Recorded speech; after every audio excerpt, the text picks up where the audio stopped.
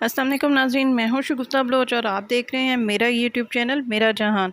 नाज़रीन, आज हम बात करेंगे फैसलाबाद स्टोरी की अपडेट के हवाले से, क्योंकि अब फैसलाबाद इंसिडेंट के हवाले से मुख्तलिफ़ किस्म की अफवाहें जो हैं वो गर्दिश कर रही हैं।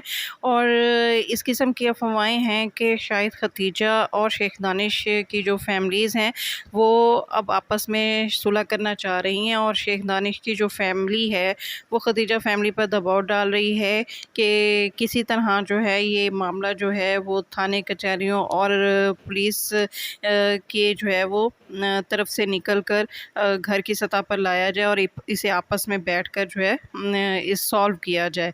और ये भी था कि खतीजा पर दबाव है कि वो ये केस वापस ले ले।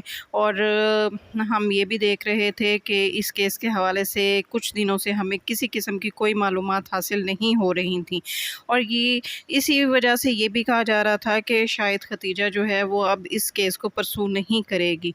लेकिन नाज़रीन, आपको बताते चलें कि ये सारी अफवाहें उस वक्त दम तोड़ गई जब खतीजा अदालत में पेश होकर इस केस को परसू करने के लिए अदालत में पेश हो गई।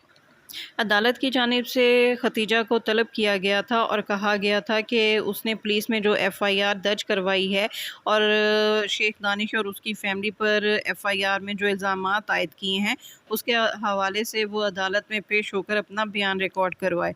पहले तो खतीजा जो है वो बार बार तलब किए जाने के बावजूद अदालत में पेश नहीं हो रही थी, जिसकी वजह से ये अफ़वाहें सरगर्म थी कि शायद खतीजा अब इस केस को परसू नहीं करेगी और खतीजा पर इस हवाले से बहुत दबाव है।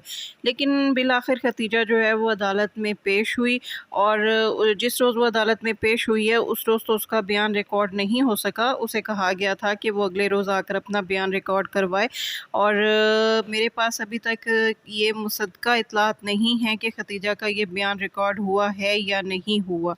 अच्छा, अब मैंने अपने पिछले व्लॉग में आपको मुख्तलिफ़ बातें बताई थी खतीजा के हवाले से कि उसके और शेख दानिश के हवाले से मुख्तलिफ़ किस्म की बातें गर्दिश कर रही हैं, और खतीजा पर जो है ये एलिगेशंस लगाए जा रहे हैं। जी, खतीजा इस मामले में मासूम नहीं है और उसके शेख दानिश के साथ जो है 3 साल से जो है वो ताल्लुकात हैं।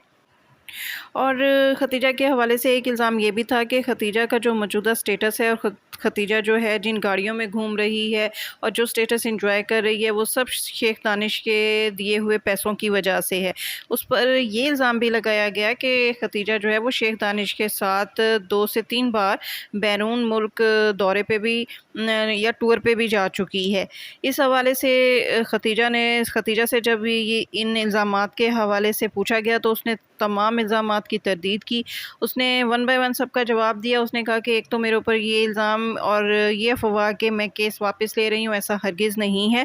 मैं इस केस को आखिर तक जो है वो परसू करूँगी। मुझ पे जो ज़ुल्म हुआ है और शेख दानिश की फ़ैमिली ने मेरे साथ जो सलूक किया है, तो मैं चाहती हूँ कि इन तमाम लोगों को जो है वो इबरतनाक सज़ा मिले, और मैं एंड तक इस मामले को परसू करूँगी। दूसरा शेख दानिश के साथ रिलेशन के हवाले से उसने कहा कि मेरे ऊपर जो ये ताल्लुकात के हवाले से जो इल्ज़ामात आयद किए जा रहे हैं वो भी सरासर गलत हैं, क्योंकि मेरा मेडिकल हो चुका है इस केस के हवाले से, और मेडिकल रिपोर्ट में इस तरह की कोई बात साबित नहीं हुई कि मेरा शेख दानिश के साथ किसी किस्म का कोई ताल्लुक़ रहा है। मेडिकल रिपोर्ट ने मुझे एक कुंवारी लड़की साबित किया है। तीसरा इल्ज़ाम शेख दानिश के साथ बैरून मुल्क टूर के हवाले से है।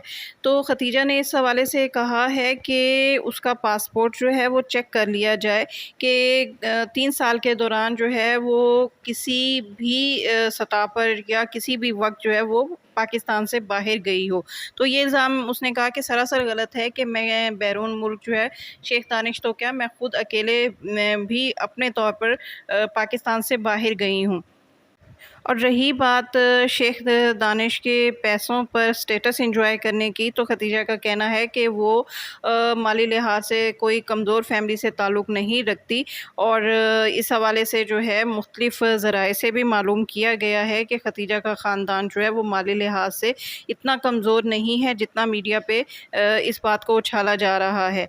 खतीजा का भाई और उसका एक कज़न जो है वो पुलिस में आला ओहदे पर फाइज़ है। और दूसरा ये कि खतीजा के जो वालिद हैं वो जिनकी अब वफ़ात हो चुकी है, वो भी एक आला सरकारी मुलाजिम रहे हैं। तो खतीजा के हवाले से ये बात कि वो माली लिहाज से जो है वो एक कमज़ोर लड़की है, ये बिल्कुल गलत बात है। अच्छा, अब इस वाक़ये के दूसरे किरदार माहम के हवाले से बात करते हैं। माहम के हवाले से भी बहुत से अहम इंकशाफ़ात हुए हैं। इससे पहले माहम को शेख दानिश की मुबैना बीवी करार दिया जा रहा था, लेकिन ये सब बातें जो हैं वो गलत साबित हुई हैं। और तहकीकात से ये बात सामने आई है कि माहम जो है वो शेख दानिश की कोई मुबैना बीवी नहीं है, वो उसकी पर्सनल असिस्टेंट ही है। और सबसे अहम बात ये कि माहम जो है वो एक मंशियात फ़रोश ख़ानदान से ताल्लुक़ रखती है। वो शेख दानिश की बीवी नहीं, बल्कि वो एक मंशियात फ़रोश निकली है। उसका निकाहनामा मंज़र आम पर आ गया है, जिसमें उसकी तमाम डिटेल्स जो है वो दर्ज हैं। और एक आम तबके के शख़्स से जो है उसका निकाह हुआ है। और उसका जो शौहर है उसके हवाले से भी ये मालूमात आई हैं कि वो भी बाकायदा मंशियात फ़रोश है और मंशियात का धंधा करता है। उसके साथ-साथ माहम की वालदा के हवाले से भी ये बातें सामने आई हैं कि माहम की वालदा जो है वो भी मंशियात का धंधा करती है। और ये दोनों माँ बेटियाँ जो हैं वो मिलकर जो है बड़े-बड़े बिज़नेसमैन को घेरती हैं और उनको मुख्तलिफ़ ड्रग्स जो है वो सप्लाई करती हैं। अच्छा, शेख दानिश के घर माहम की मौजूदगी इस बात को भी ज़ाहिर कर रही है कि माहम ना सिर्फ़ शेख दानिश के घर के तमाम मामलात को टैकल करती थी, बल्कि वो मंशियात के कारोबार में भी शेख दानिश को शायद सपोर्ट कर रही थी। नाज़रीन, आपको याद होगा कि जब पुलिस ने शेख दानिश के घर छापा मारा था, तो उसके घर से मुख्तलिफ़ शराब की बोतलें बरामद हुई थीं, जो तकरीबन जिनकी तादाद जो है वो तकरीबन 60 से 65 के करीब थी। और इस बात का ख़दशा ज़ाहिर किया गया था कि इतनी बड़ी तादाद में इन बोतलों का यहाँ पर मौजूद होना इस बात को तक़वियत देता है कि ये शेख दानिश या उसकी फ़ैमिली इतनी ज़्यादा तादाद में जो है ये बोतलें इस्तेमाल नहीं कर सकती। तो शायद ये क्योंकि इनकी कीमतें जो थी वो भी तकरीबन 80 से 85 हज़ार के करीब एक बोतल की कीमत बताई जा रही थी। तो और इस ख़दशे का इज़हार किया गया था कि शायद शेख दानिश जो है वो मंशियात का कारोबार भी करता है। और इस हवाले से शेख दानिश की जो है वो शेख दानिश पर पर्चा भी दर्ज हुआ, जिसमें उसकी ज़मानत हो चुकी है। और नाज़रीन, खतीजा पर तशद्दुद के हवाले से जो एक पहलू सामने आ रहा है वो इसी मंशियात का ही है।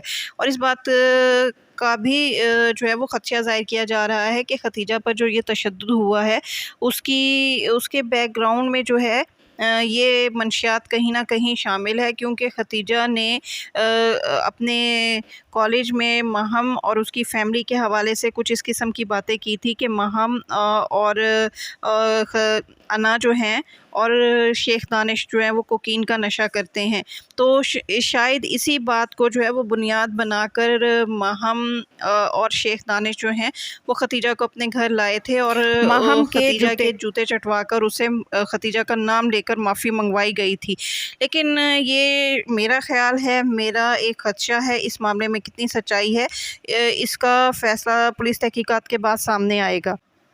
लेकिन फ़िलहाल खतीजा पर तशद्दुद के वाक़या ने शेख दानिश की लुटिया डबो दी है और उसका इससे कारोबार भी बुरी तरह मुतासिर हुआ है। दूसरा, उसके अपने करीबी रिश्तेदार अब उसको छोड़कर जा रहे हैं।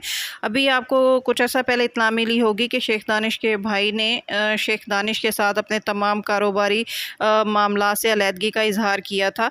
और उसकी कोई बेस्ट एक्सपोर्टर के नाम से कंपनी है, जिसका उसने कहा कि इसका मैं वाहिद मालिक हूँ और शेख दानिश का इस कंपनी के साथ कोई ताल्लुक़ नहीं है। क्योंकि खतीजा का जो केस है वो इंटरनेशनल सतह पर भी अब सामने आ गया है और इस मामले में जो है वो ये बातें सामने आ रही हैं कि इस खतीजा को जो है वो इंसाफ मिलना चाहिए। और शेख दानिश के जो बैरून मुल्क कारोबार हैं उस पर इसके बहुत बुरे असरात मुरतब हो रहे हैं। अच्छा, शेख दानिश के हवाले से इतलात हैं कि शेख दानिश को जिस्मानी रिमांड पर जो है वो भेजा गया था, लेकिन अब उसका ये जिस्मानी रिमांड ख़त्म हो गया है और शेख दानिश और उसके साथ जो 4 मुल्ज़िमान जिस्मानी रिमांड पर थे उनको अब जुडिशल कर दिया गया है।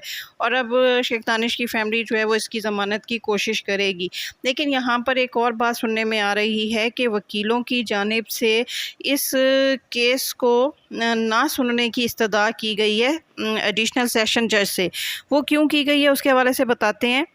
वकला का कहना है कि खतीजा ने एफआईआर में ज़्यादती की कोशिश का इल्ज़ाम लगाया है, जिस पर दफ़ा 375 का इतलाक़ होता है और इस लिहाज से इस केस को सुनने का इख्तियार जो है वो डिस्ट्रिक्ट सेशन जज के पास नहीं है।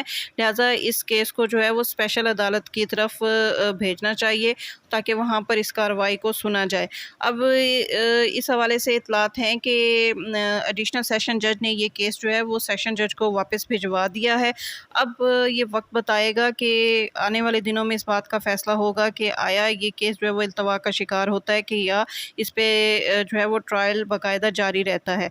जहाँ तक अना की बात है तो अना को 3 सितंबर तक जो है वो अदालत की तरफ से हिफाजती ज़मानत दी गई है। 3 सितंबर को इस बात का फ़ैसला होगा कि आया उसकी ज़मानत मनसूख होती है और या उसमें तौसीक़ की जाती है, और अगर उसकी ज़मानत मनसूख होती है तो अना को गिरफ़्तार कर लिया जाएगा और फिर तफ्तीश के नतीजे में दीगर बातें सामने आएंगी। इसके साथ ही शगुफ्ता बलोच को इजाज़त दीजिए और मेरा चैनल मेरा जहान सब्सक्राइब करना हरगिज़ मत भूलिएगा।